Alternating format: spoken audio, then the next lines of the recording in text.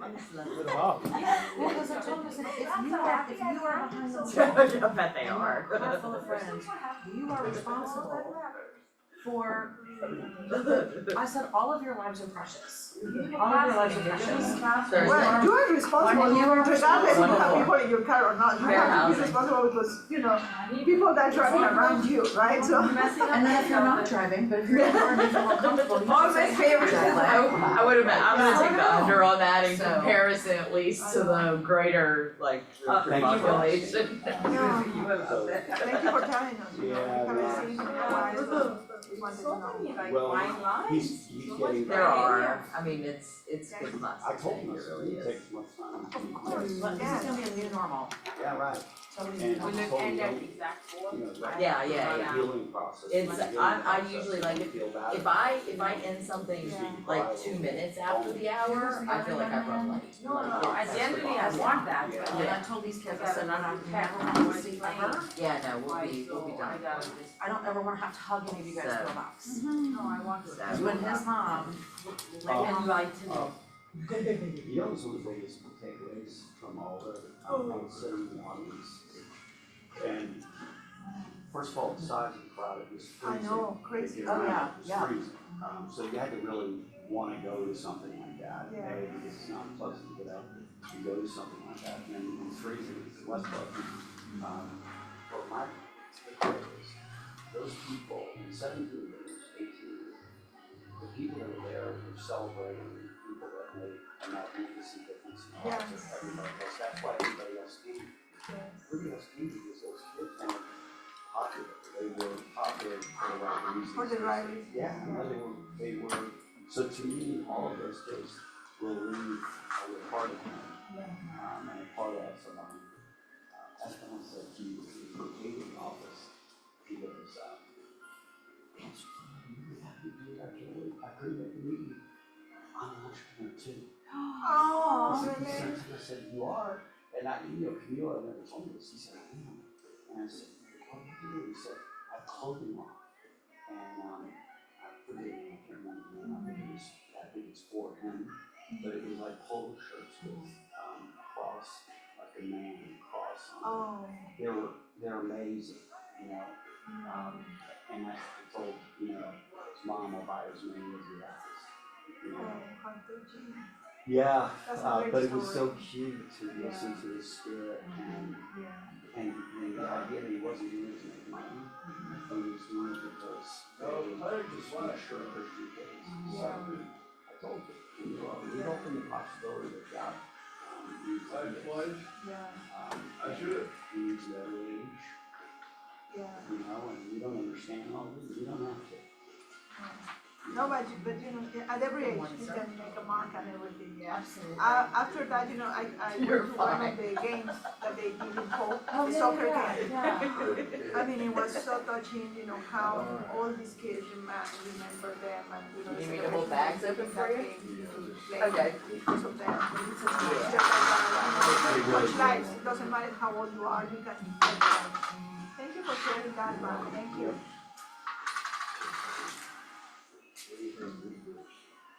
Good morning, how are you? Hello there. See you. Hey, how are you? I'm doing well, how about yourself? How you doing? Perfect for this strange weather. Yes, my hair is really long, so yeah. Do you know there is this like I've seen this. like a worm. There's a worm, so you just rub it up, and then put them together and then just. That's from where?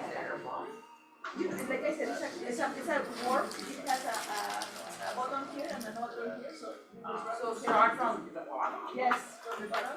How do you decide on that? Oh, you make it contain at home. It's just exactly practice. We're gonna open it and I wanna see. After you're going in the bathroom. That would be nice. Now you're curious. That would be. Well, mine, I don't even know. I don't know, you didn't have enough. But it's curly, seriously, you straighten a little bit after shower, it's longer, no? I don't even use it. But mine is over here, so it's a long one. I think it's easier to have long hair, because you just put it in a ponytail or like this and.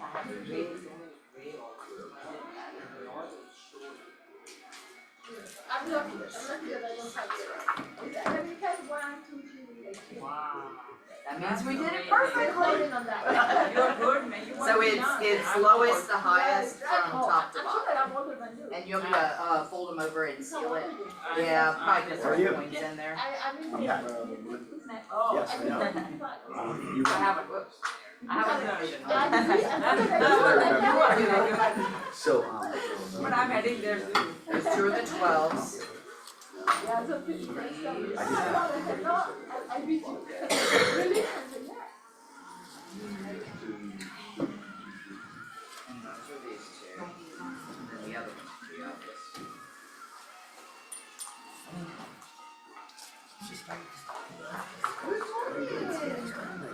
I'm right, how are you? Long time no see you. Yes. hey, what's happening? Oh, hey, how are you? I'm fine. Awesome. Yeah, I'm upstairs. Glad you're here.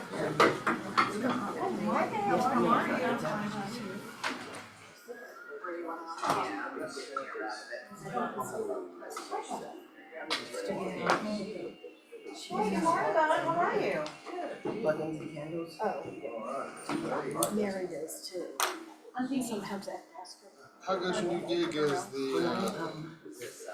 assistant to hand cheese or whatever your title is? I would be, yeah. Nice. Enjoyed learning the culture yesterday was really fun. I'm just saying, this is how now we get customers to okay. go door to door and.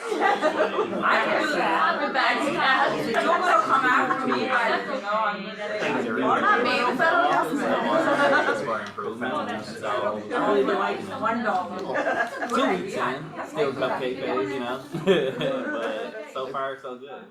The scratch tape is still on you. Do you have any kids? I don't, I just have a dog.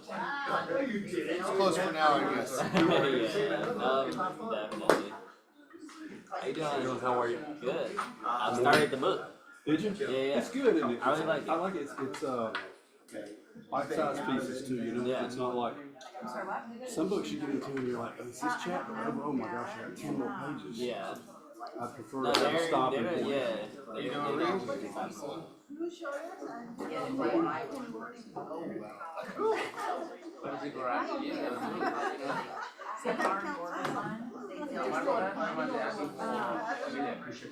I made it, yes. I would say, I'll look around and I can ask the group guys on the top of the conversation this morning.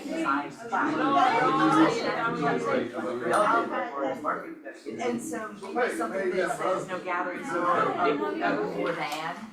And maybe it's, what time is it? They have a family of like 50 people over. Yeah. I don't know. I got third from the bottom. Andrew got next to the last. How are you? Good to see you.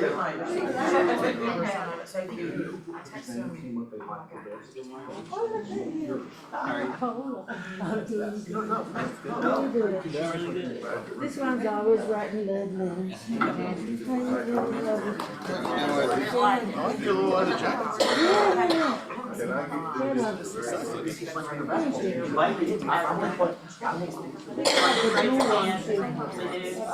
Well, I like the color of it. I actually like the green is kind of green. Yeah, it is. That's how I use it. I'm not something. Does that look like Alabama? I'm a guy, so let's go ahead and throw that out there. But like, it looks like it could go with other stuff. It I know, my wife actually put some in the leather of our car when we were going down to spring break. She was working, and she had her thing like this, and all of a sudden she kept going like this. And it was here. It was about, I didn't do that. This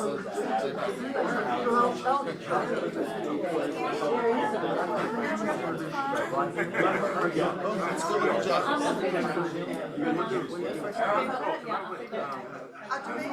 Now I know where to be. You have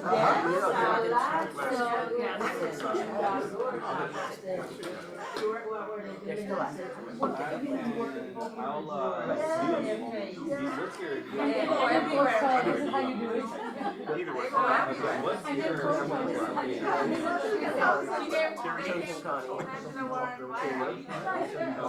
I'm talking to her husband, she comes in like, I know you, we know you. Alright, no problem. I said to your husband, he said, hey, maybe they're going to tell us, they're doing a good job. Yes, yes. I told him myself, they do their job. Yeah. I told him myself, well,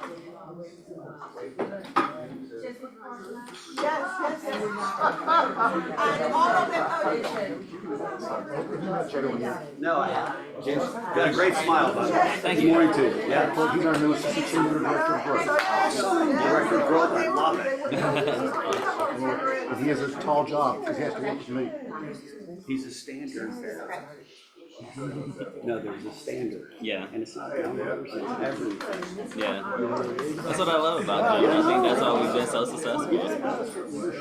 It's a standard, and when people don't hit it, they call them to it. When people do hit it, they remind them that there's a higher standard. Yeah. No, you're Never absolutely ends. correct. Yeah.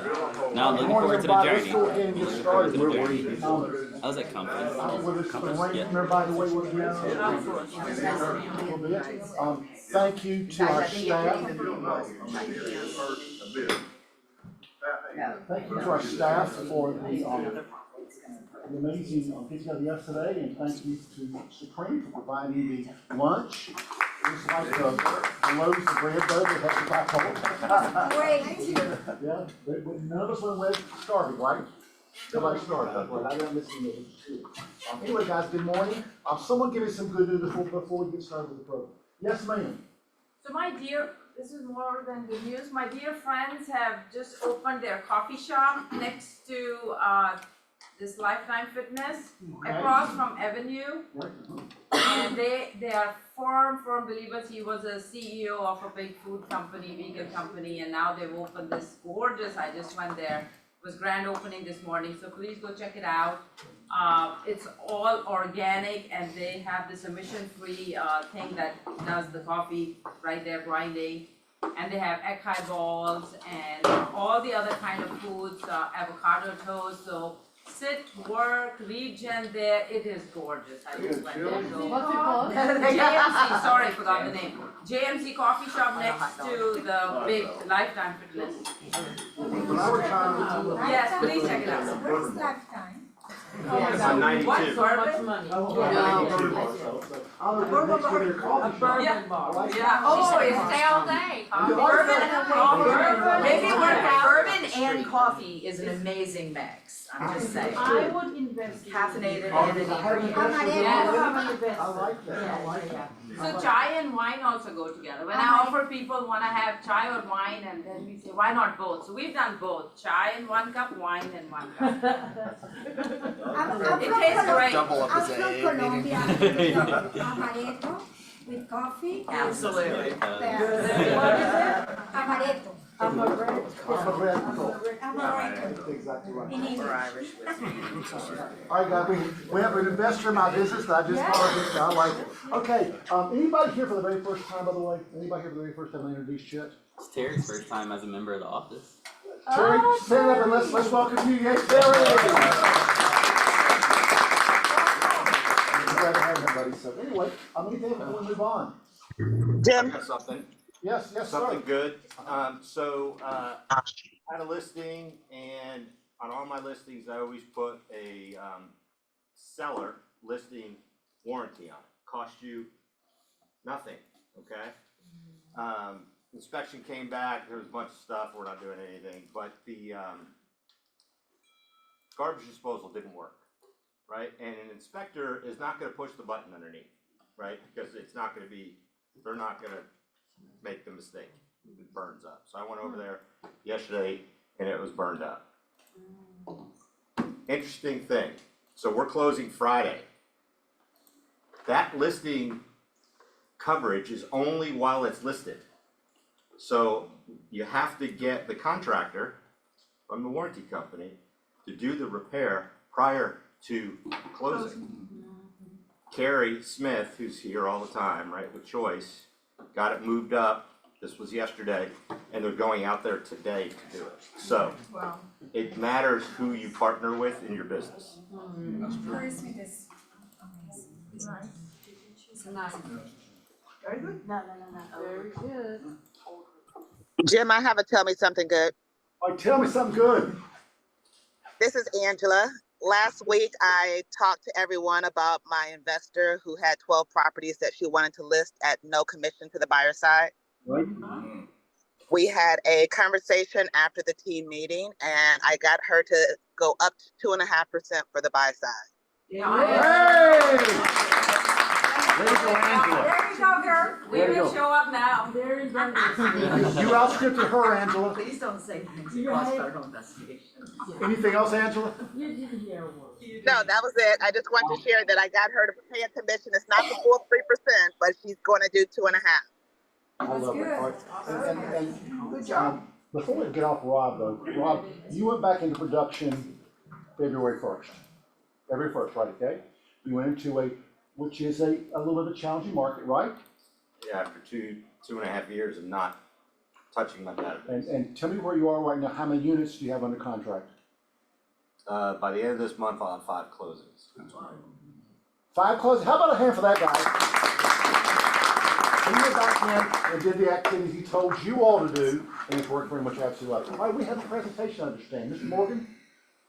Come on, Mr. Morgan. The Twine March Madness contest is now over, and we have winners. Cool. In a 4th place tie, Jill Harris Here, cool. Way to go, Jill. knocked down $12.50, so that's $10 investment, that's money back, Jack. I like that. Sharika, Sharp. Sorry, that's right. she also got $12.50. Wow. Give him a 1099. Second place tie was Kathy Raylor, Okay. she got $62.50. Wow. Brenda Bashara, also not for second. She always $62. She does that all the I time. know. And I always donate to her thing, cause I don't win anything. But you're not mad about that, are you? No, I don't even think No about it. bitterness at all. And Exactly right. Ivan Matthew, who works for us, Right. he got a county cash, You got a what? 150. Wow. Are y'all suspicious of someone on their team one day? Yeah. We're a little suspicious about it.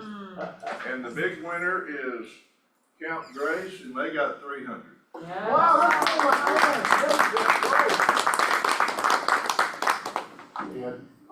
Thank you for doing that. Thank you, so thank you.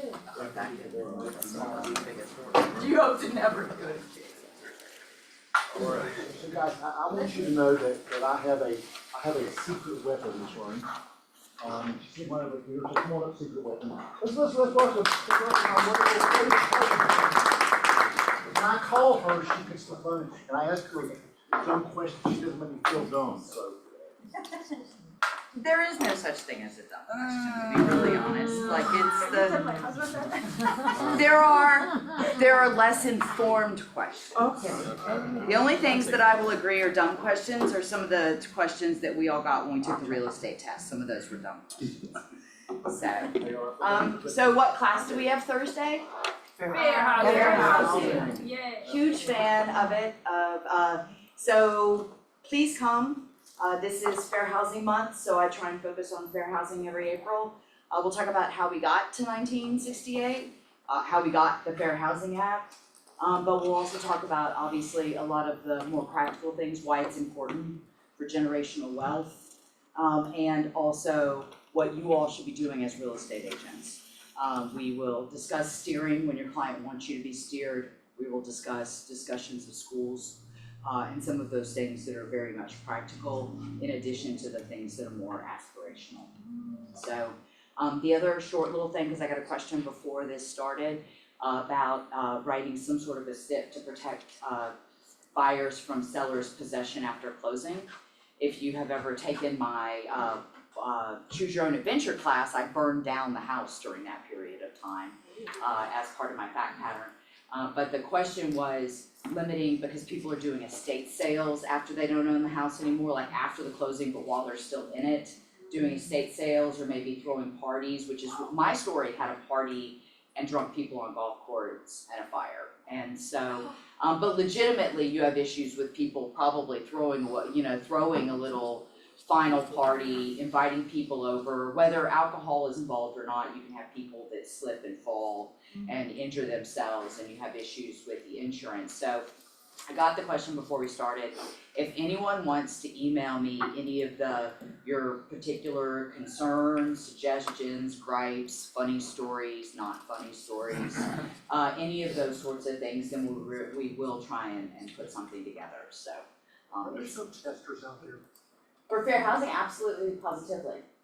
So, and we just Tell them what a tester is, we've probably in a long time. Yeah, so fair housing is a very unique law from the standpoint of there is a governmental right of action by the feds, there are private rights of action by individuals. Anyone can violate fair housing, anyone can be a victim of a fair housing violation. You only have to be an aggrieved party, but an aggrieved party is defined under the act as someone who believes that a violation of fair housing could exist. So you will have people that will test, and I'll tell the story. There's another Keller Williams agent in one of the other offices who told me his story last year of being targeted for fair housing, and I retold it this year at the class, and I will do that. It is one of those where there are organizations that will help train testers to go out, so you don't know when you're getting. Like secret shoppers. Like secret shoppers for fair housing violation, absolutely, positively, they're trained by some of the local organizations. And then fair housing is one of the few laws where you also, if you are a complainant, your attorney's fees are gonna be compensated if there's found to be a violation. So, because you obviously in most of our litigation, you cover the cost of your own lawyer. So I believe in the aspirational goals, but I also think you as real estate agents need to know how to protect yourselves from unreasonable accusations and entrapment at the same time. It's definitely there. So there's a condo association here in East Cobb, right? And it's the lowest price point to get in East Cobb. And because the association, they have all the documentation, they just don't wanna submit it for FHA and VA. So you can't have an FHA buyer or a VA buyer in there. I did have someone, an agent, say, well, that's discriminatory, they can't do that. I'm like, call the HOA. Yeah, I know, I mean, But it is only it's discriminatory under a theory of fair housing called disparate impact, which means that an action that's being taken has a overly proportional impact on one group of people that is a protected class. But you can make the same argument about the use of credit scores in qualifying people for mortgages, to be really honest. The place that we have used disparate impact significantly is criminal background checks in rentals. That is the place where it's been actively litigated, but disparate impact is also kind of a slippery slope. So, it might get there, but the disparate impact theory, you have to argue that there's no legitimate purpose, or there is no purpose that could not be accomplished with some other non-discriminatory means. And their argument is probably, we don't feel like doing it and it's extra work and we don't get paid. We don't get paid enough to do it, and we would have to raise the fees on it may all be BS at the end of the day, but all you need is an excuse, a legitimate enough reason to pass by a judge. And that's But after the somebody home association does have to pay thousands of dollars in order to be loaned that. in order to keep their qualification up for, Right, so why should they spend the money? So that's gonna be their argument, that's gonna be their defense, and if I were their defense attorney, that'd be Yeah, but I think too, Cheryl, the other issue, the bigger issue is that somebody can get, if their numbers are in line, they can get an FHA loan in there, and that's, I'm sure Hunter would think the same thing. They can do it used to be called a spot approval, it's a single unit approval now, so they can get an FHA loan which then further disincentivizes the HOA and also means that there's less of an argument that it's violating fair housing. Yeah. So, thank you guys. Come here, guys, thank you so much.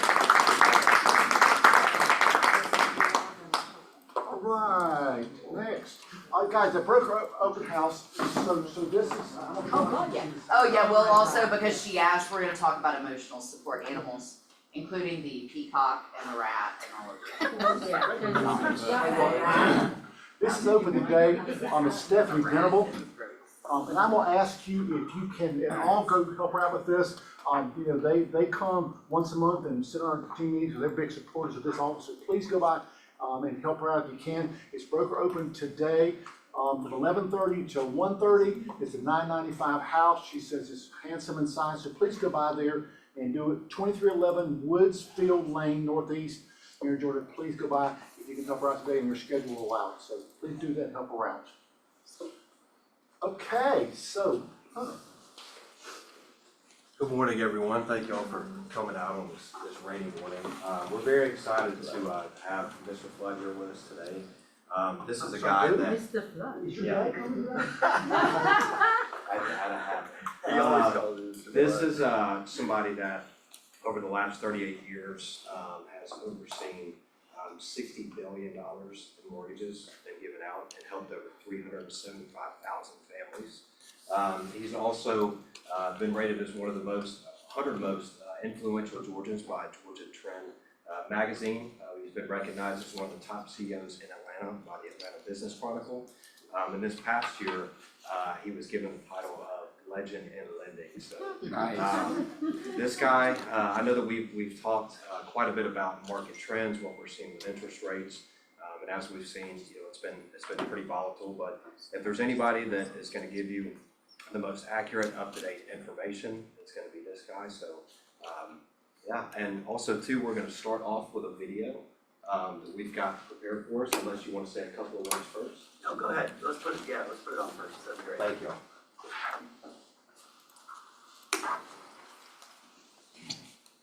I was talking with Shay a couple days ago, and one of the things we talked about was how we all wait in life for things to get easier. Think in your own life, if you waited for something to get easier, oh, I just gotta get through this, and then it'll be easy.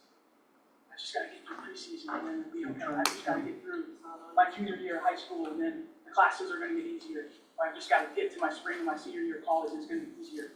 It's what we do. We wait for stuff to get easier. It will never get easier. What happens is you handle hard better. That's what happens. Most people think that it's going to get easier. Life is going to get easier. Basketball is going to get easier. School's going to get easier. It never gets easier. What happens is you become someone that handles hard stuff better. So that's a mental shift that has to occur in each of your brains. It has to. Because if you go around waiting for stuff to get easier in life, it's never going to happen. And then what happens? Oh, it's so hard. Oh, I can't do it. Oh, this, I don't know, when is it going to be easy for me? Oh, it's easy for other people. It's not. It's hard. And the second we see you handling stuff, handling hard better, what are we going to do? We're going to make it hard. We're going to make it hard. Because we're preparing you for when you leave here. Not just basketball and life. And if you think life, when you leave college, is going to be all of a sudden get easy because you graduated and you got a new degree, it's not going to get easier. It's going to get harder. So make yourself a person that handles hard well. Not someone that's waiting for the easy. Because if you have a meaningful pursuit in life, it will never be easy. If you're trying to win a championship, if you're trying to have a family, ask your parents. Do you think it was ever easy for them to raise kids? Karen, is it easy? It's not. Any meaningful pursuit in life, if you want to be successful at it, it goes to the people that handle hard well. Those are the people that get the stuff they want. People that wait around for easy, you probably see them at the bus stop. They're waiting for easy, the easy bus to come around. The easy bus never comes around. You've got to handle hard. Okay, so don't get discouraged through this time. If it's hard, don't get discouraged. It's supposed to be. And don't wait for it to be, oh, I just got to get through the summer. And then it'll all of a sudden get easy in the fall. No, it won't. It won't.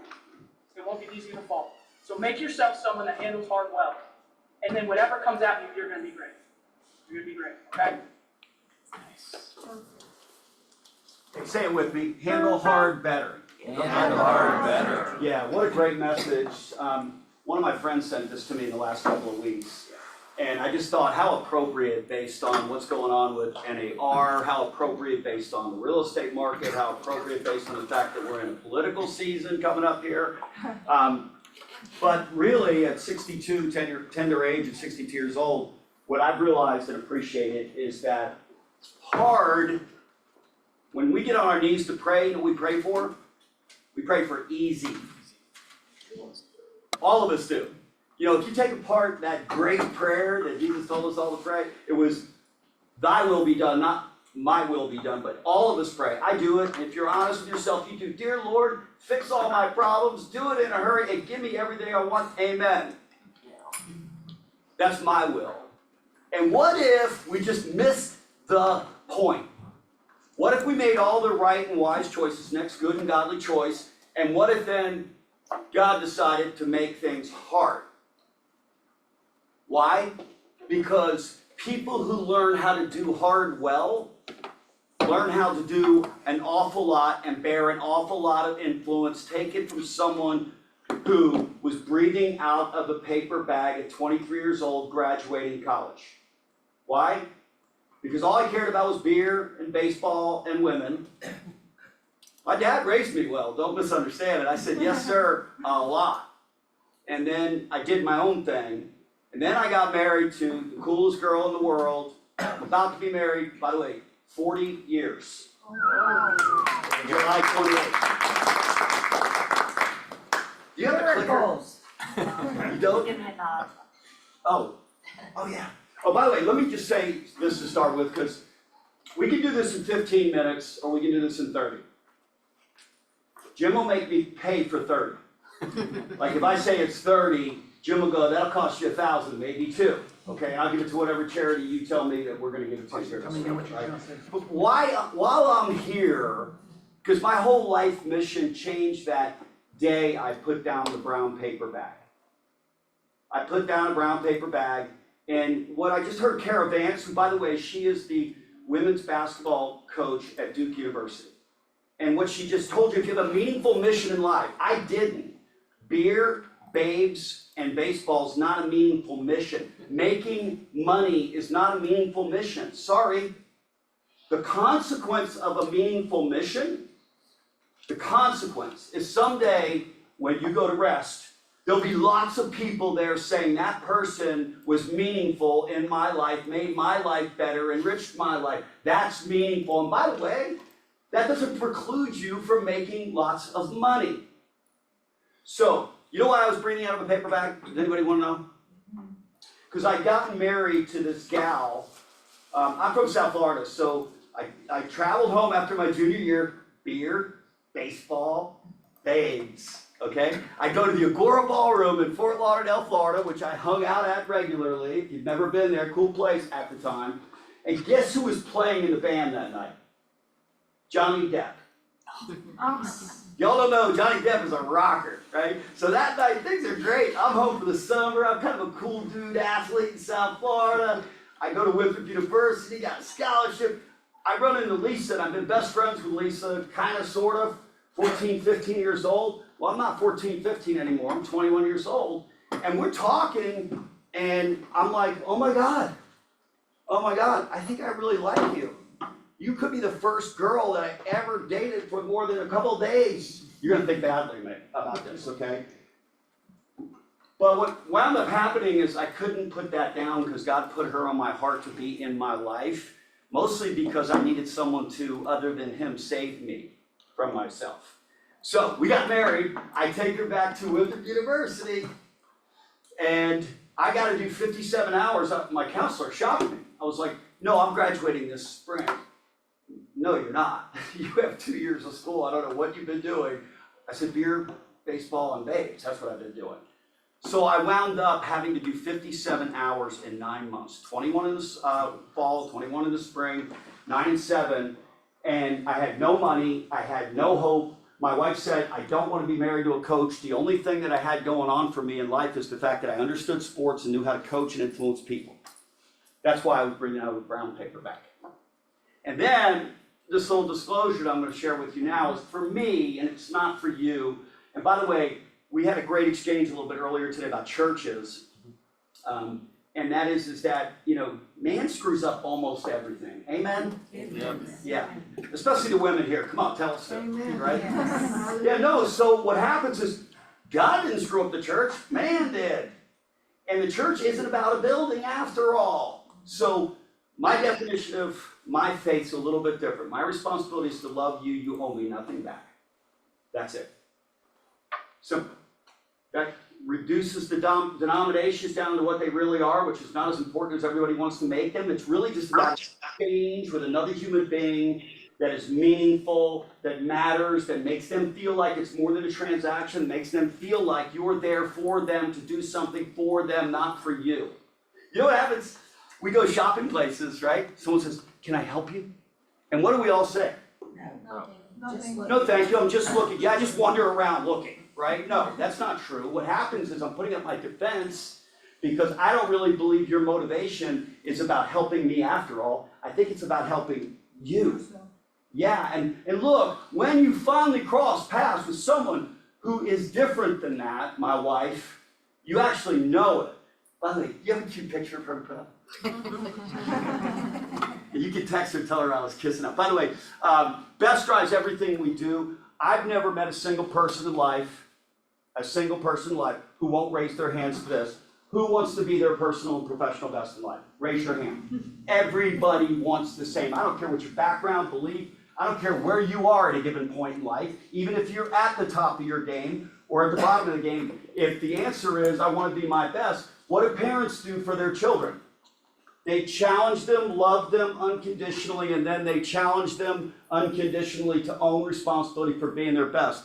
So that's what my responsibility really is as a leader, and what Jim's responsibility really is as a leader. We just assemble to sell real estate or do mortgages, but in the end, what we're really doing is trying to deposit into other people's lives. And by the way, you guys got a cool guy here. I don't want to miss the moment. You know what happens? We find what's wrong in everybody in our life.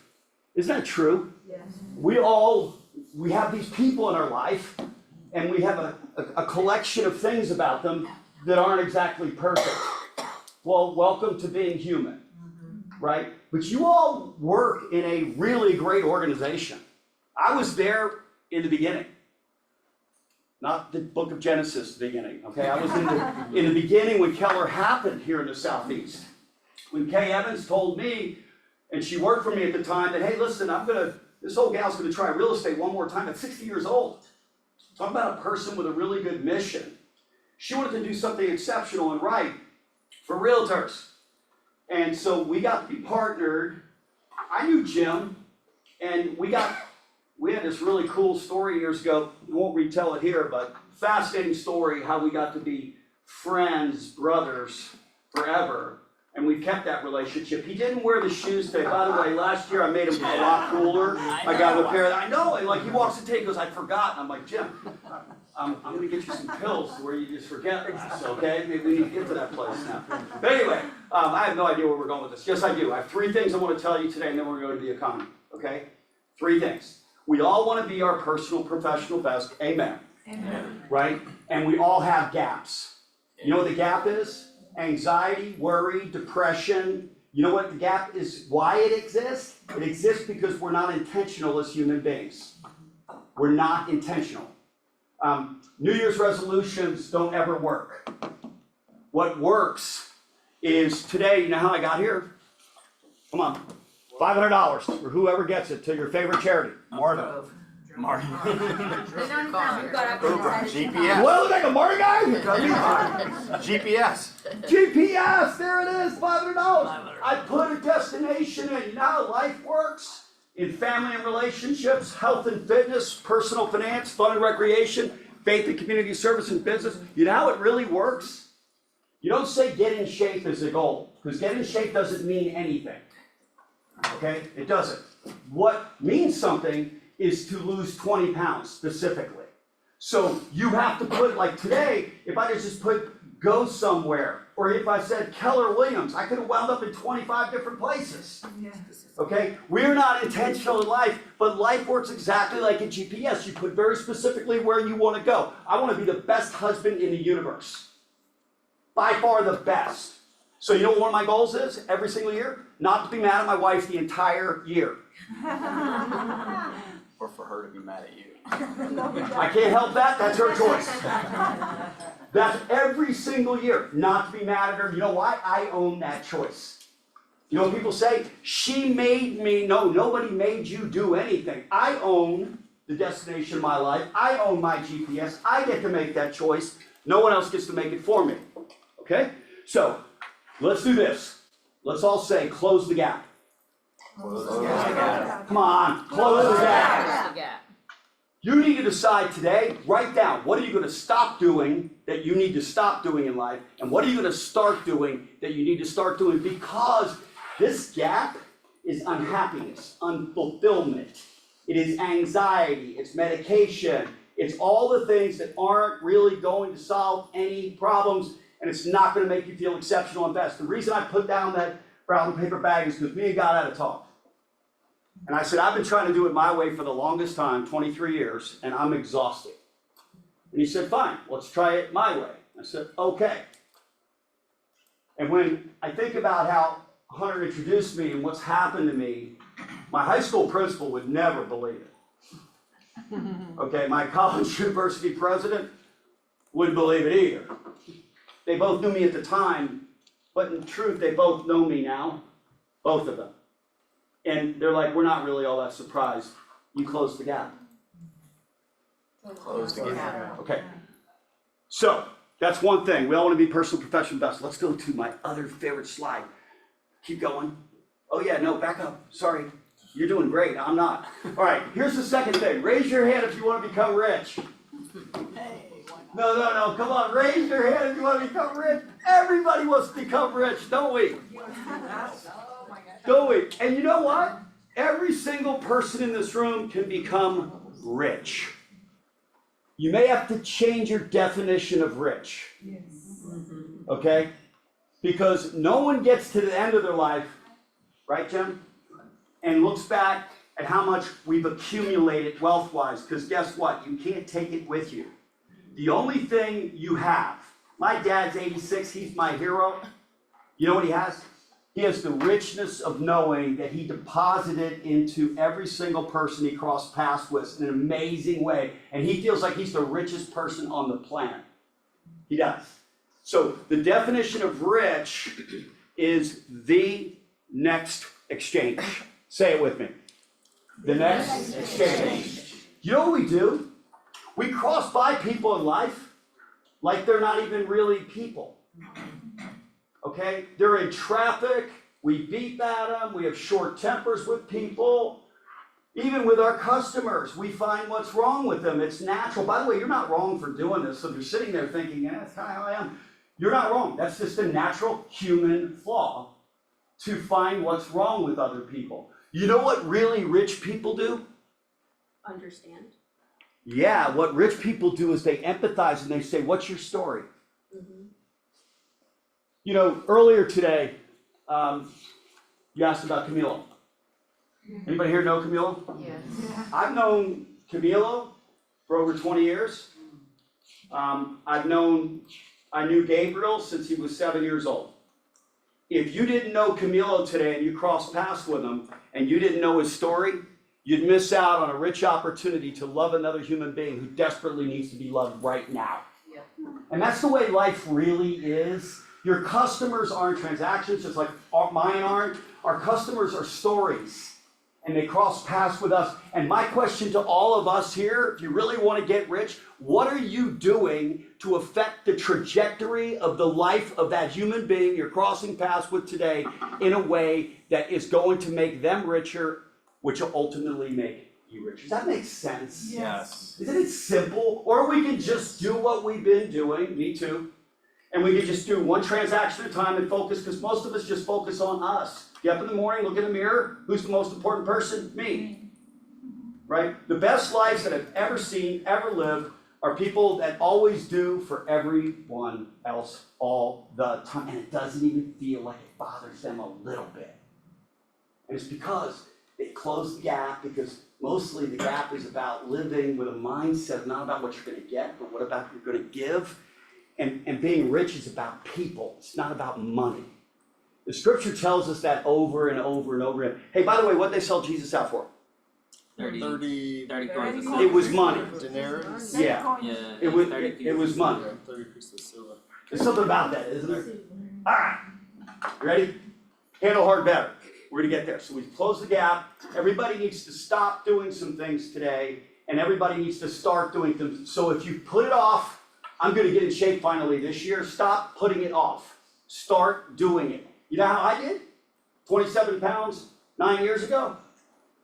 I just said, the plate's this big, because Americans eat a lot of food, okay? I'm gonna shrink it down. And I'm gonna shrink it down some more, and then I'm gonna change the color on the plate. Right? And then I'm gonna get my butt moving every single day. And then I told my doctor, if I don't get under 10% body fat, and I told my trainer, you're both fired. You know what they both said back to me? GPS. You know they both said back to me? Can we fire you? I said, absolutely. So you know what I get every morning? A text from my trainer 8 years later. I want pictures of the scale. It's a little weird because I'm kind of like half naked taking pictures of the scale, and it's got like a little mirror going on there. I'm like, just life.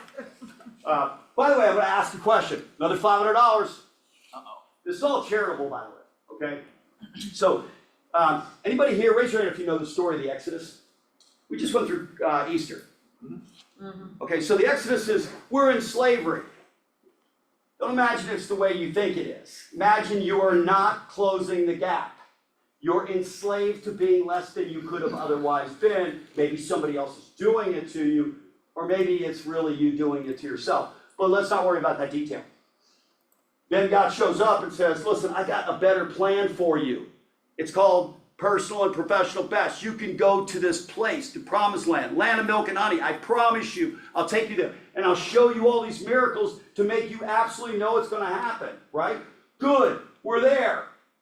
You know how long that walk is? 30 years. Do you know how long the walk is? No, we don't. It's a day. Okay. It's a day. The walk is less than 10 days. That's how long the walk was supposed to take. You know how long it took? It took actually 40 years, but none of the people who started on the journey, adults, got to actually get there. There's so much in this story, and I don't care if you're a believer or not, it's our story, okay? If we live our lives a certain way, selfless, and by the way, you all know selfish people. Raise your hand if you know somebody who's really selfish. Yeah, I guarantee you're not calling them to go to the movies this weekend, right? Those people you try to stay away from. At Thanksgiving, when you have to invite them to your house, you wish you didn't have to. You know what I try to do? What can I do this year to get the trajectory of that human being's life to change? What I found is that most people just need to be loved. They just need to be loved. Differently than they've been loved in the past. They get into a pattern of behavior, and it's hard to get out of the pattern until someone shows up and says, I don't care what you say or what you do, I'm still going to be here for you, I'm still going to love you. And when they finally find that unconditional love, it starts to affect them in a really crazy way. So the Exodus is something, for me, the metaphor is the story is all of ours. The journey to the promised land, all of us can get there. We just got to decide we're going to live our lives a certain way. We're going to close the gap. We're going to make sure that the next exchange is the best exchange. All right, we talked about handle hard better. I think we can all define that today's business environment in real estate. It's hard. Raise your hand if you think it's hard. Yeah, let me tell you this. Hunter pronounced some things about my career. I've done this going on 39 years, starting August 1st. And 33 of them have been good. I've been married for 40 years. For me, all 40 have been good. Lisa would probably say 34, 35 for me. The reality of it is no great long-term adventure doesn't have hard as a part of it. That's just life. So the last 2 years, 2022 and 2023, in my industry, not even close, there's nothing that resembles it. The downturn, the magnitude of the downturn, our industry has lost money 8 straight quarters. It never lost money in a single year in history until 2022. Okay, and now it lost 8 straight quarters. By the way, recessions are 2 consecutive quarters of negative growth, by definition. 2 consecutive quarters of negative growth. We are now, you guys have lived through it, so just know, we are about in our 8th quarter in real estate. We have 8 consecutive quarters of declines in housing sales. It's never happened before in history because housing's like toothpaste. They just looked at me like, I've known you for a long time, what the hell are you talking about? Housing is in need. It's a need. Everybody needs a roof. They either rent a roof or they own a roof. Everyone needs a roof. And you know this little spark recently? It wasn't really because of interest rates. And by the way, another $500 is up. I owe Rob 500, I think so far. Here's the question. The average 30-year fixed rate mortgage over the last 50 years, the average rate is? 6.8.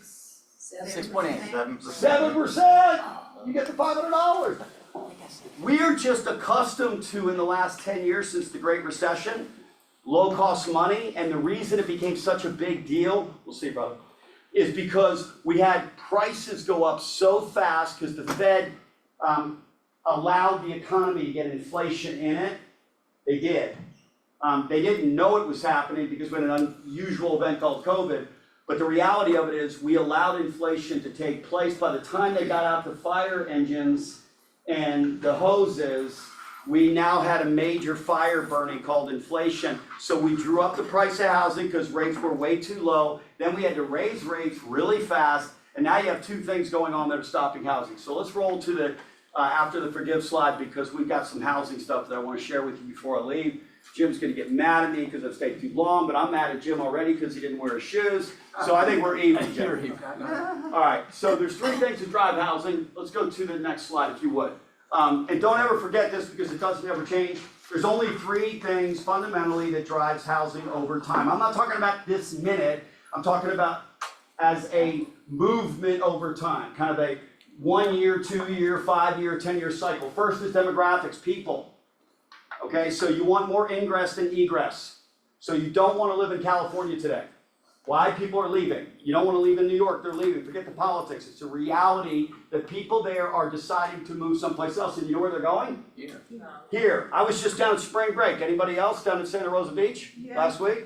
Me and everybody else from America was down there last week. I mean, everyone else, okay? And I'm starting to see license plates now from almost every state in the country. And it used to be just like Birmingham and Atlanta and Nashville, and now it's like everywhere. Kansas City. And so people figured out that the Southeast is kind of a cool place. So demographics are really favorable. And when you look at the demographics today, 160 million, roughly right, households in America, how many houses should we be buying a year? 5.5 million. We're running about 15 to 20% below that number on a pace. That's why it feels the way it does. That said, in 2020, second half, 2021, and into 2022, we were running 20% ahead of pace. So we took sales from 23 and 24, we dragged them forward, okay? So that's why things were so crazy. But the demand coming forward drove prices up. Y'all remember where there's cars 30 in line trying to get in to see a house, then write a contract on a house, above list? I haven't seen that in my entire career. Paying above list is a new thing, okay? And it happened because of this thing that happened called COVID. The Fed dropped rates to 0. It was actually negative because they were doing something called quantitative easing, which is a whole another story that could take hours to unfold. But the reality of it is demographics drives it. Second is employment. We just got an employment report last week. I never, ever pray for people to be unemployed. There's a lot of people in my industry that would pray for it because that means rates will go down. I will pray for tomorrow's inflation numbers. Amen? We all want cost of everything to go down, so you can pray for that. I'll approve it, okay? Praying for people to lose their jobs is a good thing. By the way, for people to buy homes, they need Employment. And they need a job that they think they're going to keep. So the employment numbers that came out last week, really strong numbers. I don't understand, it's like defying gravity, but that's okay. I'm not gonna get caught up too much because I don't control any of it. But employment is absolutely fabulous, and it's amazing in Atlanta, Georgia. We have the most diversified economy in the country. The most diversified economy in the country, maybe the world. Okay, we have the best transportation system in the world, the busiest airport in the world. We're a trucking center like nobody else's. We have 450 Fortune 500 companies that have a place here, footprint here. Some of the best companies in the world actually are fitted in here. We've got a great environment to do business. People around the country, California and otherwise, want to move here because it's such a great business environment. So couldn't be any better. Demographics, here they come. Employment, it's there. The last leg of the school is what we're all struggling with right now, which is affordability. We, on average, over the last 50 years, real estate goes up 5% a year. Okay? Pockets can be higher or lower. But if you get a normalized market, you look at it over a 50-year horizon, housing will go up about 4 to 5% a year. We had 20% increase in 2020, second half, 20+% roughly right in 2022, higher in some areas, okay? And then it's continued even now with demand dropping off at about 4%. So we've overappreciated the cost of the asset called the home in the last 2.5 to 3 years. That makes it more difficult to afford. That was okay when rates were 3.5%. Okay, people could still afford it, those that were interested in buying. When rates went from 3.5 to 7 in a minute, and they did, that's what basically created the change of winds, where we went from that beautiful southeast warm summer wind to that painful northwest blizzard type wind, and that's why you don't want to live in Chicago, Philadelphia, or Detroit. Okay, especially in the wintertime. They're great places to be from. The reality of it is, that's what we've been facing. The longer we stay at 7%, the more the buying community will get accustomed to it, and the more the buying community will continue to make another 4% a year in earnings, and we will chip away at this affordability issue. All of us want it to be easier than that, but guess what? We gotta handle hard better, because that's what we're going through right now. Go ahead, next slide if you would. I wanna show you a couple things and then we'll be done. So this is an inflation chart, excuse me. Okay, okay, good. All right, breathe. I'm breathing, all right, trust me, I got gills. All right, so, Bring past medication or not? HDAD? Jim, I closed the gap, I don't need any meds, okay? I mean, I'm convinced really that the gap is, there's a lot of medication going on there. Yeah. Self-medicated and otherwise, right? You know, I don't feel so good. If I was a doctor, I'd be going, why don't you tell me about your life? Let's go there first before I start issuing medication. Exactly. And by the way, have y'all been watching the medications, like the commercials? Yes. They're like New York City plays now. You know, it's like theater. Do this, do that. If you listen to the background, it's like this stuff's gonna kill you, Yes. but it might fix one problem and create 4 others. All right, another time for another day. This is inflation over since 1960. Okay, if you took the mean and kind of normalized it, the Fed's mandate is to keep inflation around 2%. Why? Because economies that have too much inflation, they wind up not being stable. You want stable prices in your economy. There's rates overseas right now in a couple of countries that are like 40%, 50%. Okay, and it's pretty typical of less developed economies to have that kind of volatility. So the Fed wants to try to keep inflation where it was in 1960, around 2. This was the oil crisis, okay? That was the last time we had real inflation, was the late 70s, 80s, and the Fed is taking a page out of that playbook right now by holding rates higher longer right now, because that particular Fed right here started dropping rates and inflation came back. And they made a mistake this time around and let inflation get out of the gate, and it's a hard thing to put out. It is, it's hard to put out, and COVID made it that much more difficult. But you can see what took place with inflation over the last basically 25 years. and then all of a sudden it went up to 8%. That is really a train wrecker for an economy, which is a bit why it's curious that the economy is still actually moving right now the way it is, because we have more credit card debt than any time before in history, and the cost of that debt is through the roof right now. So people theoretically have to pay more for interest, and they can buy then less stuff. Okay, I mean, eggs are no longer 10,000 a carton, by the way, a dozen. I just shopped for the first time in a long time down at Santa Rosa Beach. I was assigned to shopping stores, and I went in there, and like, wow, $4. I was like, that's pretty good. We are seeing inflation temper now. Go to the next slide. Here it is. It's on its way back down. This is the last 3 years, and we're now down around 3. I will tell you one really interesting thing, and this will put a little hope out there for you. Before COVID started, 2019, first half of 2020, inflation was running around 2%. You know where 30-year fixed rate mortgages were? 3.5. 3.5. So inflation was around 2. 30-year fixed rate mortgages around 3.5 to 4. The typical spread between inflation and long-term interest rates when things are normal is not what we're currently experiencing. So rates on mortgages are higher than they normally would be against a 3% inflation run. And the reason for it is because it happened the way it did.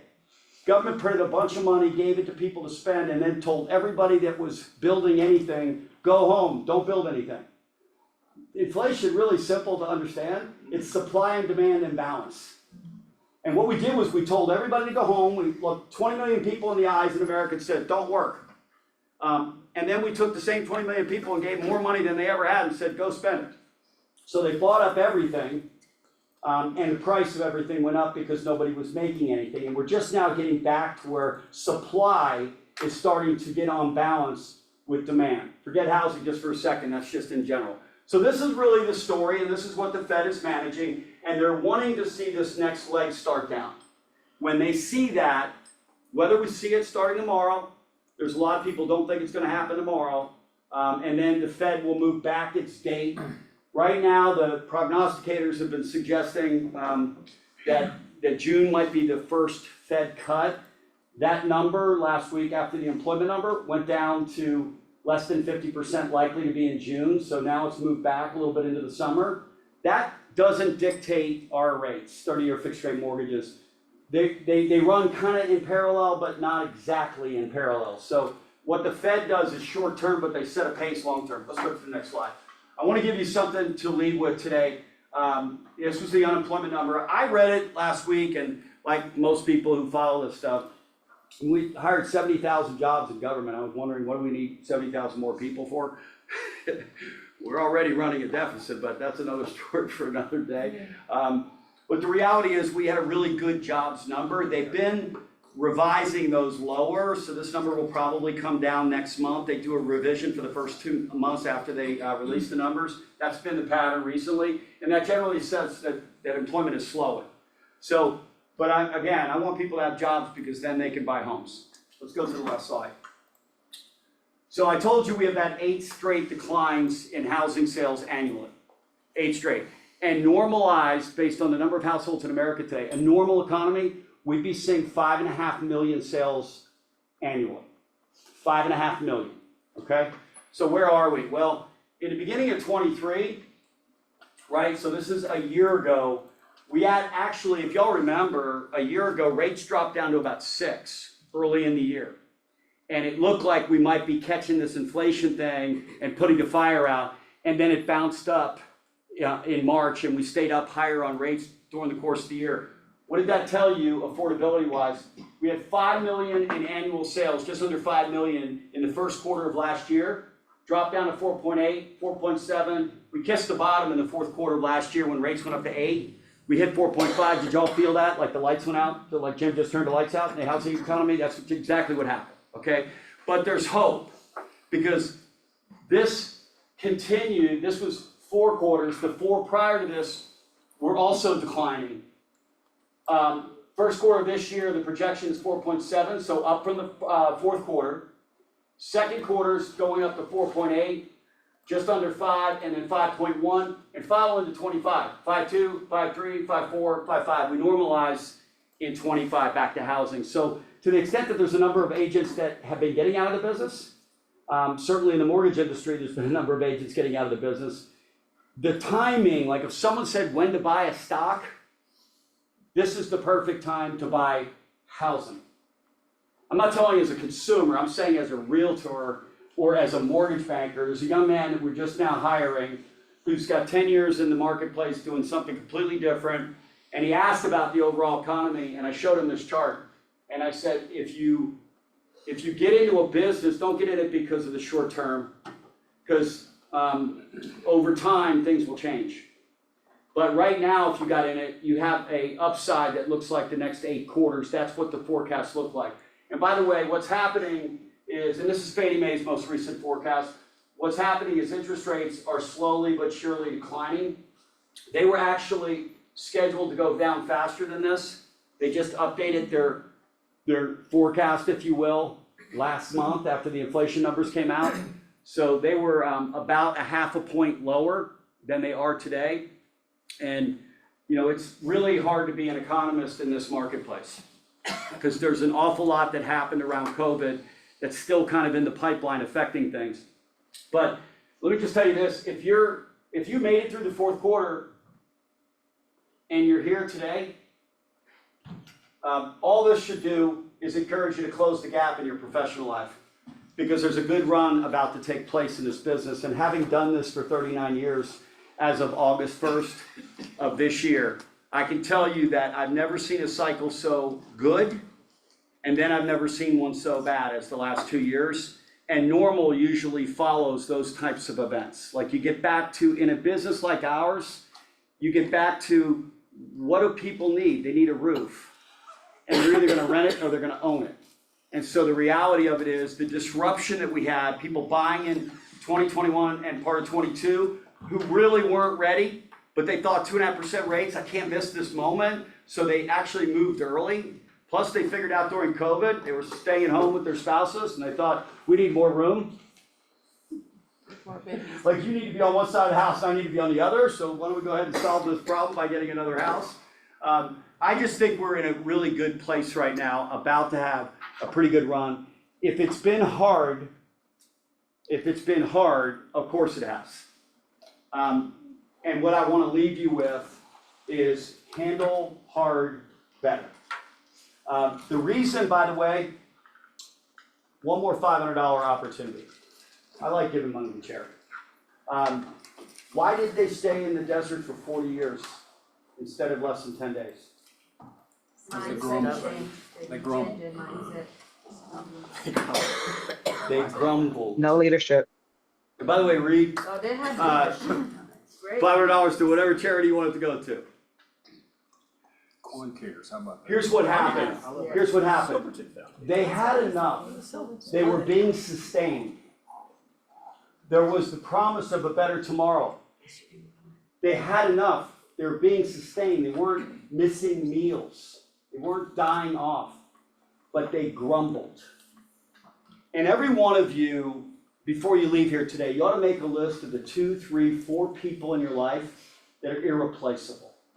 That you just haven't said recently, thank you. I don't want to take you for granted. Maybe I have a little bit. The other thing I want you to do is make a list of the 2, 3, 4 things that you simply need to start doing. And maybe the 2, 3, or 4 things that you need to stop doing so that you don't miss the next season. Because the next season can be your very best season. It's up to you. We just need to handle hard better. Peace. Thank you.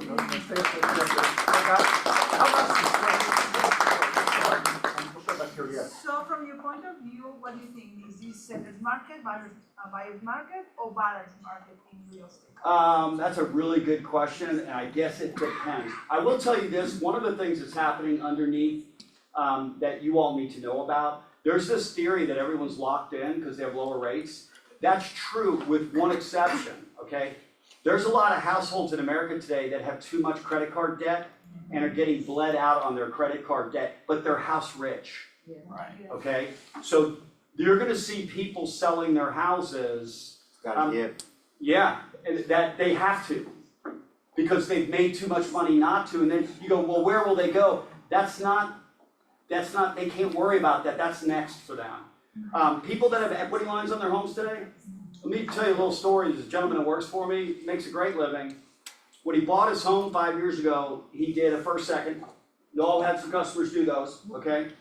His second equity line was $1,200 a month. It's $5,800 a month right now. Whoa. $5,800. I've got a gal who runs our foundation company. She's like one of the most frugal financial people I've ever met in my entire life. Her and her husband own a Meineke dealership. They bought the building. I worked with her to, give her counsel. I didn't tell her what to do. She just asked me advice. She borrowed small business loan on the building. The payment started out at $3,000. It's now $8,000. Basically, it's choking out all of their profits. So small business people today that you sold homes to, and people that have equity lines on their homes or have credit card debt at this point, those folks are going to come to the market because they've got an asset called a home. They've got more money in that today than we've ever had in the history of the country. So it really depends. It does. On the NAR thing, real quick, can I just give you my 2 cents? Yes. Okay. Please. TRID. Hey Reed, remember TRID? Sure do. So y'all remember TRID? Yeah. It's not a dance. It's not a dance move, okay? It was a update from the federal government on our disclosures to the consumer upfront about money and then prior to closing about money. And I was generally speaking fine with the requirements because it was just giving consumers all the information they should have always had, okay?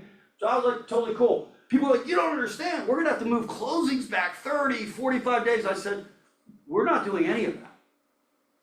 This isn't that complicated.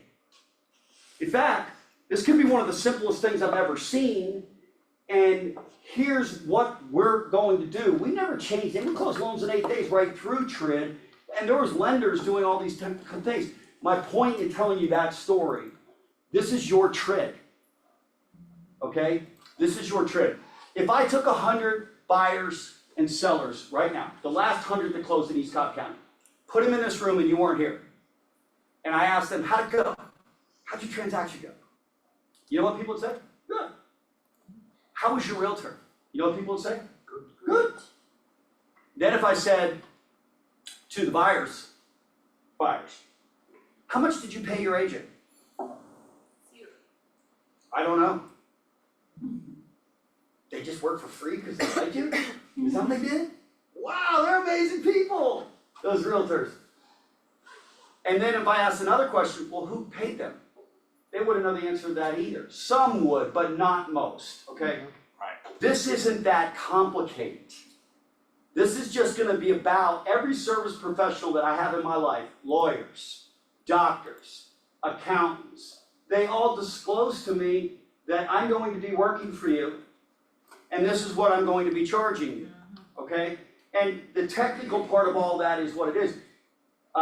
I got stories in the last couple of days, and this happens all the time, so I'm just gonna tell you how I feel about it. Loan officers now are wanting to become agents, okay? And agents, loan officers, and I'm like, listen, I know a lot of loan officers who aren't even good loan officers.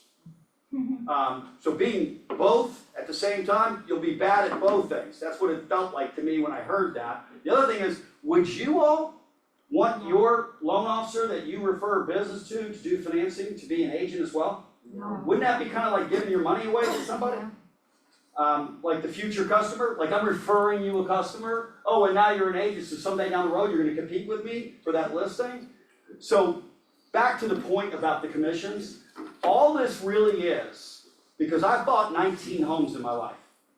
I've never asked for a single discount on a single transaction with a single agent. Ever. Thank you. Go ahead, give it up. Yeah. Why? Why? Because 7 out of 10 Americans want to do business with people that they trust.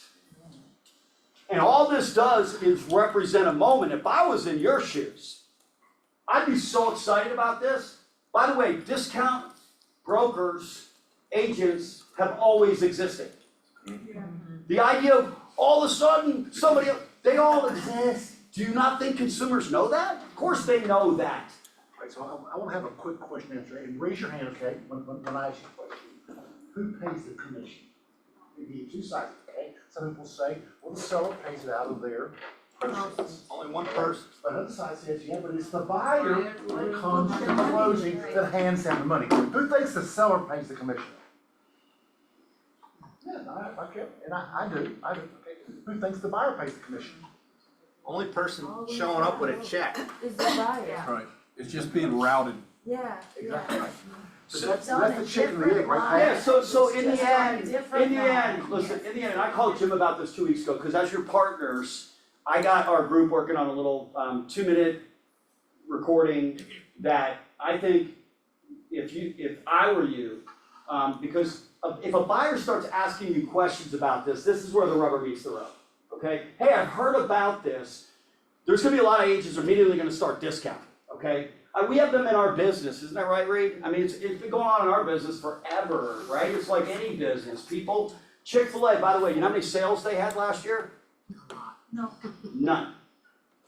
Apple Computer, you know how many sales they've had in the entire history of the company? None.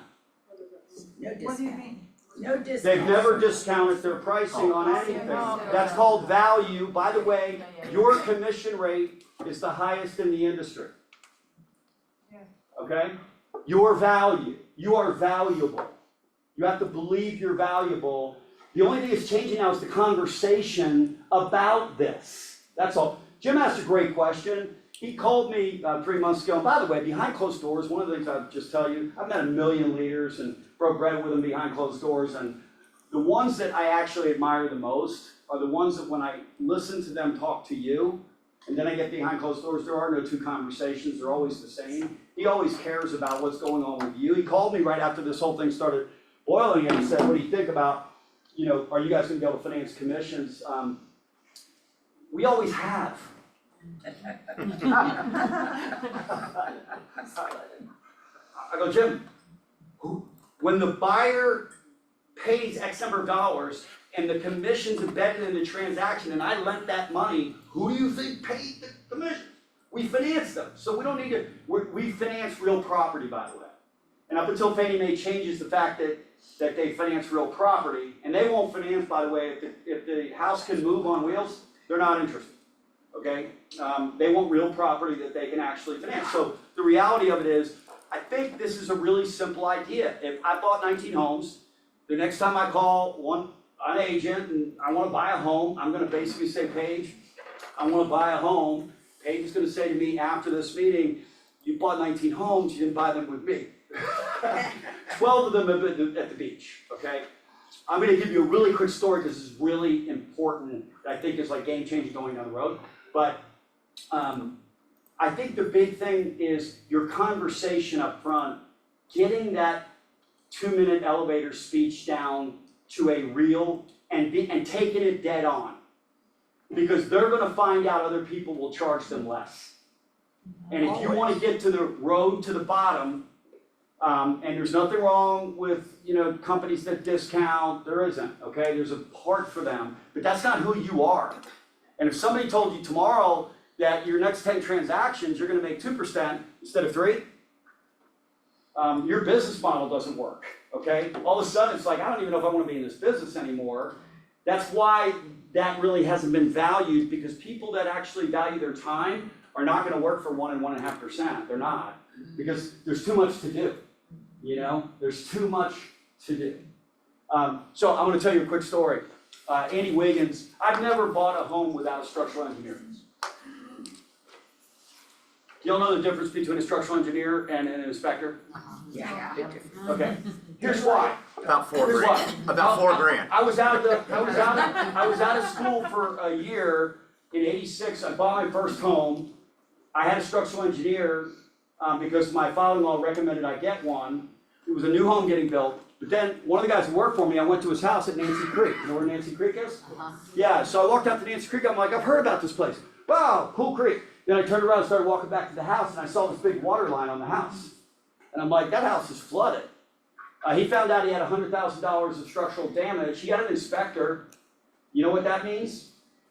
Not a lot. There's a thing called E&O. Does anybody here know what E&O is? Yeah. It's errors and omissions insurance. So, the cost of an inspector, and look, there's a lot of great inspectors, don't misunderstand me, but here's where the story comes in. My house burned down at Watersound in Florida. Don't feel sorry for me, because when you have a second home and your house burns down and you still have another home, you shouldn't be felt sorry for. So I told my wife, when she called me and said, our house is burned down, I said, which one? She said, the one at the beach. I said, well, at least we have a place to sleep tonight. She got mad at me. I don't get mad at her, she got mad at me. And I said, baby, no one is gonna really feel sorry for you after all. So it's a tragedy that happened. We lost some art and pictures that we can't get back. But I called Andy Wiggins, my agent down there, who sold me all these houses over the years. I said, Andy, I need another house. Great. Because of market conditions, couldn't get a structural engineer because we had to move so quickly on the house when it came up for sale in the development a block away. I said, you gotta get me the best inspector. He said, Pat, for you, anything. We buy the house, $250,000 of damage later. We started painting the house, guy got on the roof, leg went through the roof.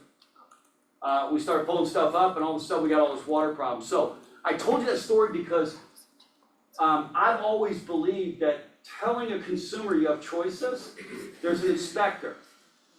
The best inspectors either catch everything or catch nothing. I'm not sure which one is best.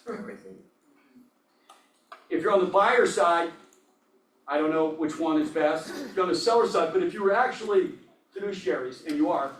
No, Not in Georgia. Not in Georgia, yeah. Exactly right. Right, so, but what you really wanna do is give the best advice, okay? So mine only is, your choice is based on education. You can spend X number for an inspector who may not have E&O, in fact probably doesn't, or you get a structural engineer who's required by law to have it, right? And the difference is if somebody misses something, they're actually gonna fix it. I bought a home in Milton 6 years ago, and it had a structural problem, 1979 home. I brought in an engineer, and I asked him, would you buy it? He said, absolutely, and I'll fix it. I said, good. So I'm a certified engineer now, who's told the next buyer, yes, this did have a structural problem, we fixed it in a way that it is now structurally sound, et cetera, et cetera. The house is actually worth more probably because it happened that way than not. So all I want to tell you is, it's really just about a value conversation. Buyers will not be any smarter tomorrow in terms of the home buying journey than they were the day before this law goes into effect. They need you, I would argue, even more. Somebody's gonna ask them to ask you about this. And the only thing I would strongly recommend is that you get your pitch down really well about your value.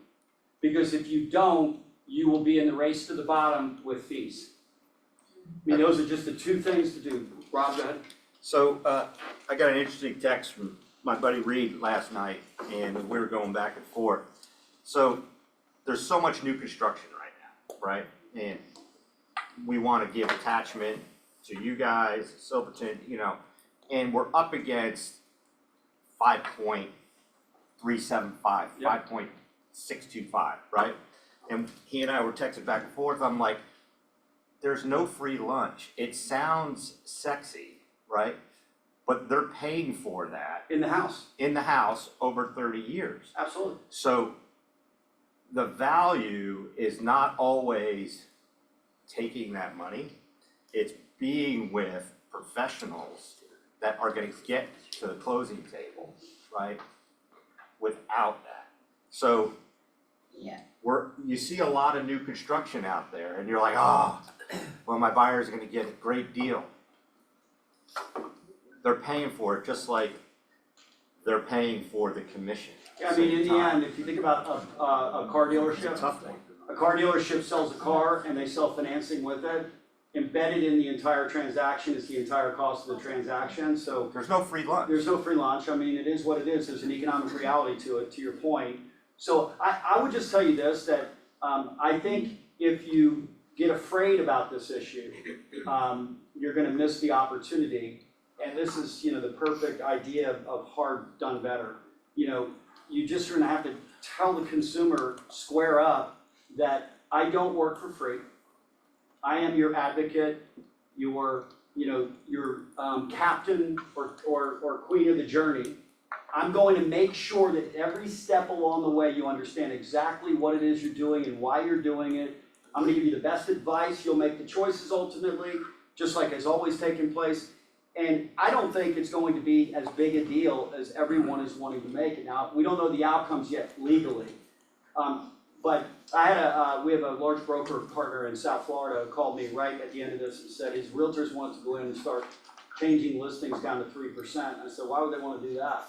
Well, they think they get more listings. I'm like, that's logical, I can hear that. But if I was a buyer, well-informed, I don't want anyone not bringing people to my property. I want everybody in the world, because the highest bid is gonna be based on the most traffic, right? So some of these things, you'll get some people that will read the news, and there's a lot of news articles that are really misinforming consumers about this bad, okay? So behind the scenes, we're picking out some of those really good articles, fair, balanced, and we think if there's a 2-minute or 3-minute, video kind of audio that you could give to consumers when they first call you, it'd be a really powerful tool for you to have. Why? Because it would explain to a consumer in lay terms what used to be, the used to be, and then the what is now. And I don't think there's many consumers that are going to debate that you're worth money. We had this conversation in one of our leadership meetings, and my older son thinks too much about everything. He's really smart, and he's been on the market now trying to get under contract for the better part of 1.5 years. I mean, his agent, no matter how much the agent charges, will probably never make any money on the transaction, right? Because they put so much time in. So every customer is going to be a little bit different in the process. I do agree with that. But I think in the end, if you all just trust the fact that Keller Williams brand is a great brand, and you guys are well-trained as an organization, and I'll be honest with you, when this whole thing came up, if somebody asked me who I trust, there's a guy named Gary Keller who's pretty smart.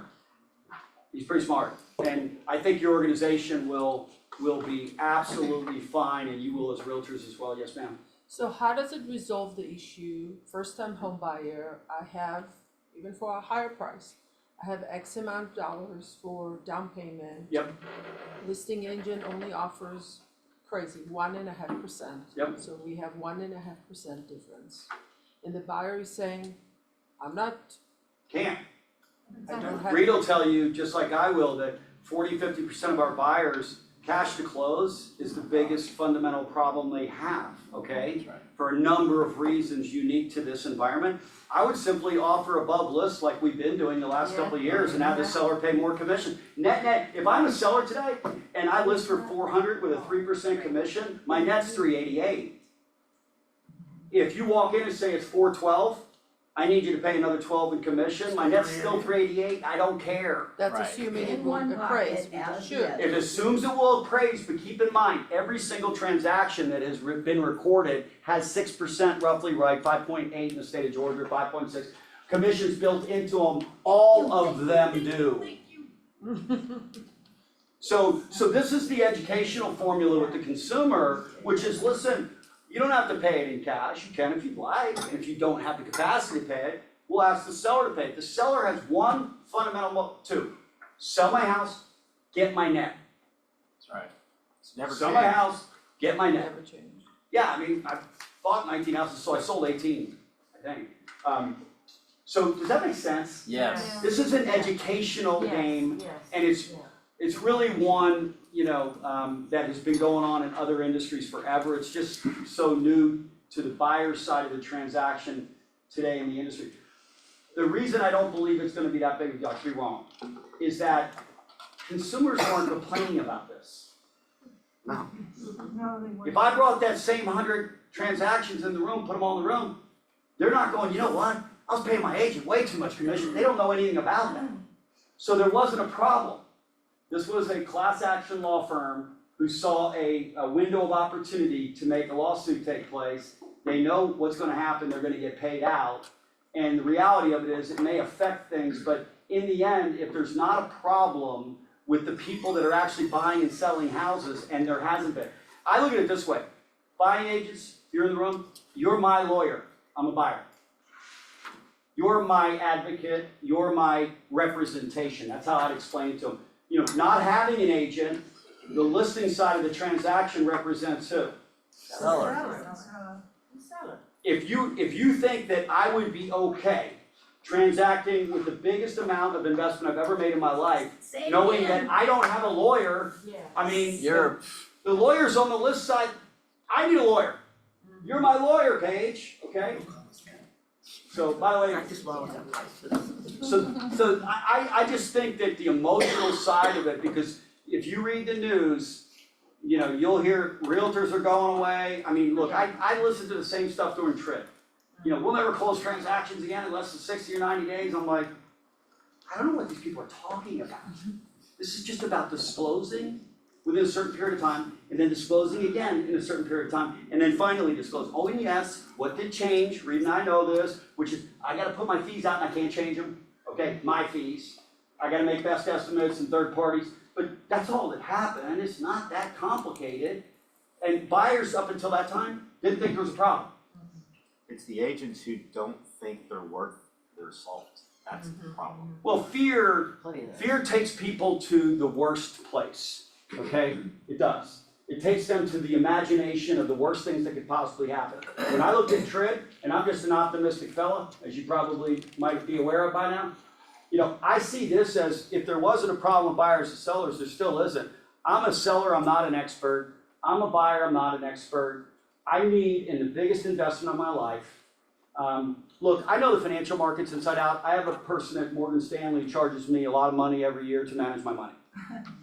Okay? And I could probably manage it better than him, but I don't have the time to do it. People that you buy and sell homes for, they have full-time lives with kids. They have T-ball this weekend. They have sick kids. They got to go to doctors. They don't have the time to do what it is that you do for a living. So if you'll just feel comforted by the idea you're in a great organization with a great brand, great reputation, you just got to step in, lean in right now, and get your script on.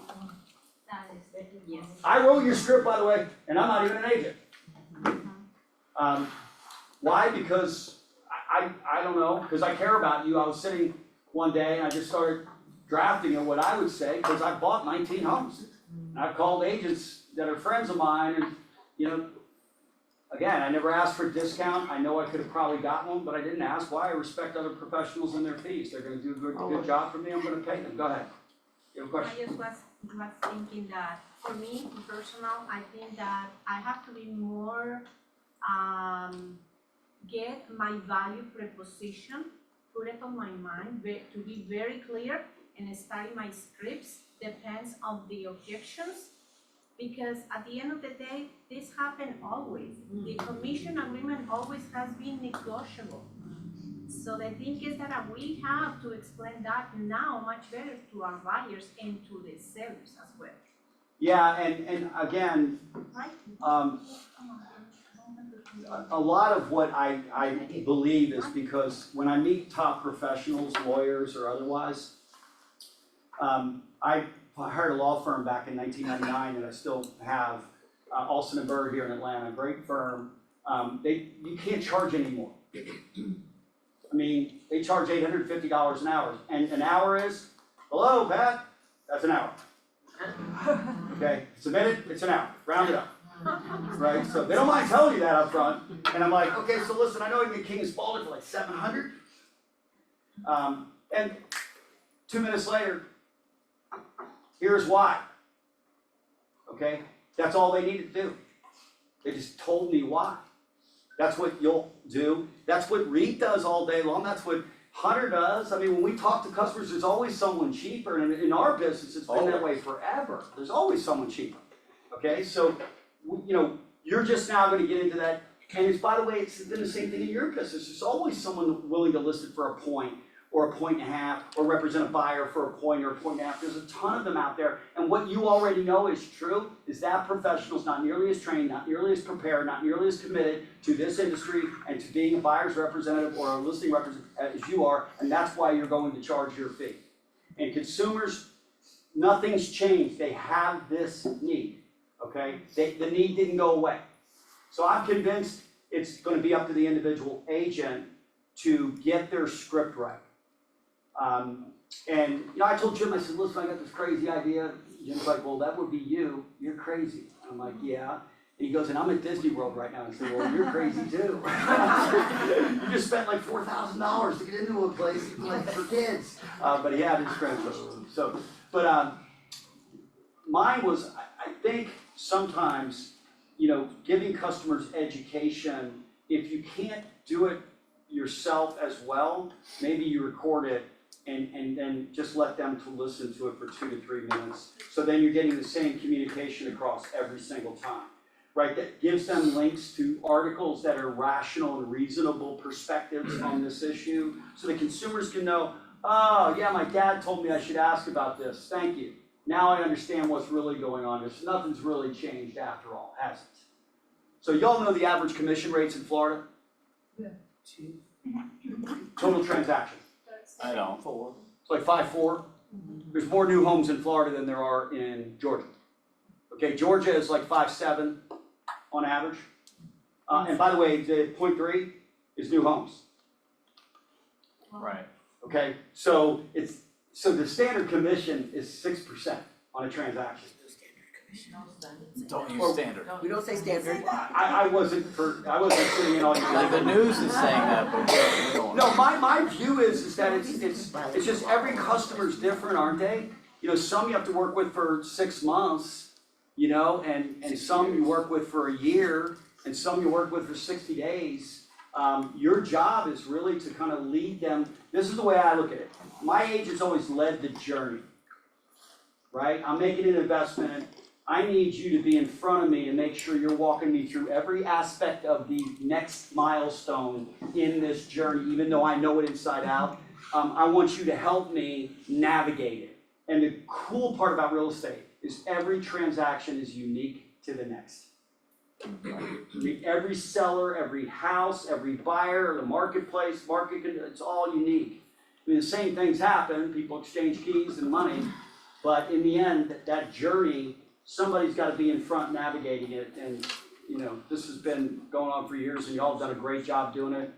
That's why we haven't had a bunch of complaints. That's right. Beginning of last year, 2023, two people that I respect tremendously, Doug Duncan and Lawrence Yoon. Lawrence Yoon is the head of NLO. He's the chief officer. And they both said the rates will go down before the end of the year. That's right. It didn't happen, did it? No. Did I tell you all that? They said that? Yes. Yes. I stood in this room and said that. Now, these people I trust, they're the smartest guys on the planet. So they're going down, guys. Just get ready for it. And so, sitting in your chair right now, do you think the rates are going to go down to 6% this year? I think still before the end of this year, I think there's a 50% chance or better that they will. And the reason I do is because the Federal Reserve is the most powerful financial entity on the planet. They control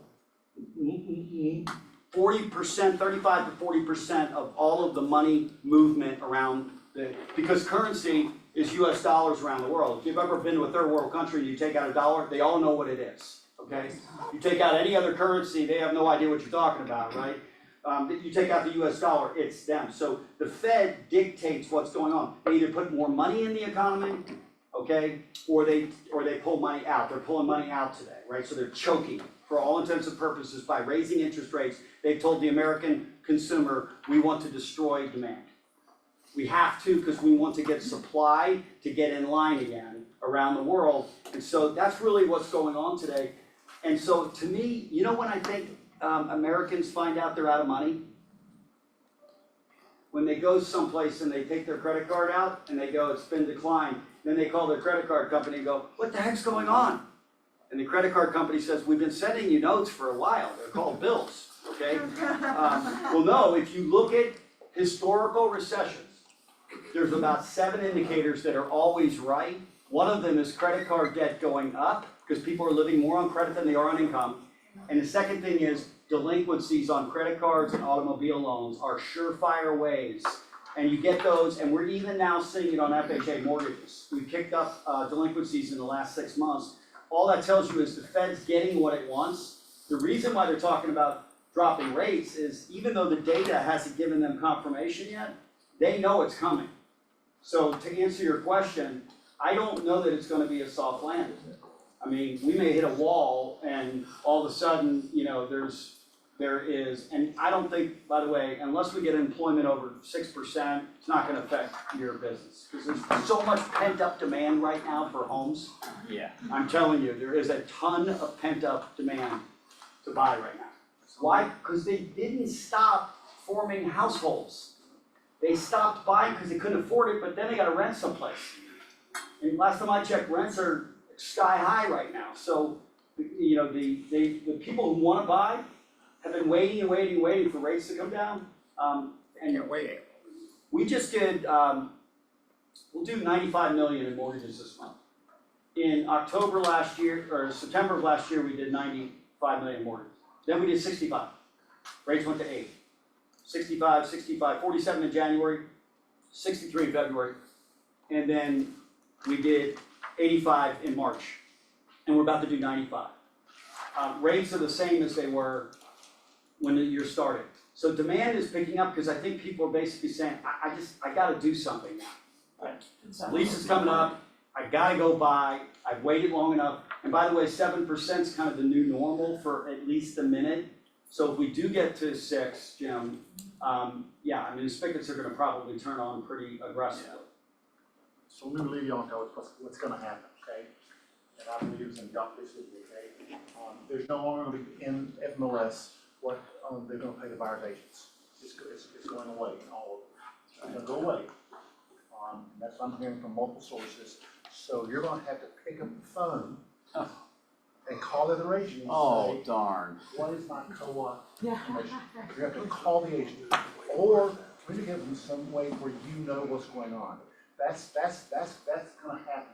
Every source that I talk to now, do I know for a fact? No, because nobody knows. But guys, that's going, you have to call the agent. Does anybody disagree with that? Virginia, you had your hand up. No, the listing agent can put the instructions in with the disclosures though, which would be helpful. You do what? The listing agent can put the instructions to the closing attorney in with the disclosures. If they'll do that. So it's in writing. If they'll do that. So just put it in the docs and that's fine. What'd you say? You're going to be able to publish the admission. Well, I just, you know, again, I get back to if I'm a seller and I list today at 400 and I say I only want to pay 3% commissions, unless somebody pays me 412, I'll pay 3% commissions. If they pay me 412, I don't care, I'm netting the same. So it's a math issue. And I think so. So we can all go, I have not actually watched it on Hey, so we're gonna finish. I'm out, okay? I owe a lot of people money here. You're gonna figure out charity wise it all goes, okay? All of us are gonna leave today and make a commitment to do what? To close the gap, okay? And we're gonna make our next connections, exchanges, we're gonna be more intentional with those. More intentional because the other person, I don't care if you know their name or not, they just may need you today. You don't know their story, they may just need you today. And I like to be that person that shows up someone just might need, okay? And then we're all going to handle hard better. Will you mind, guys?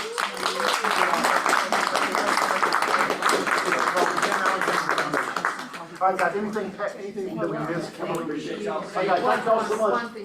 One thing, so Value Squared is on again tomorrow, April 10th. So if you guys have not watched that, it gives you a great conversation around all of what you just said. So Value Squared with Gary, Jay, and Jason is on again tomorrow, April 10th.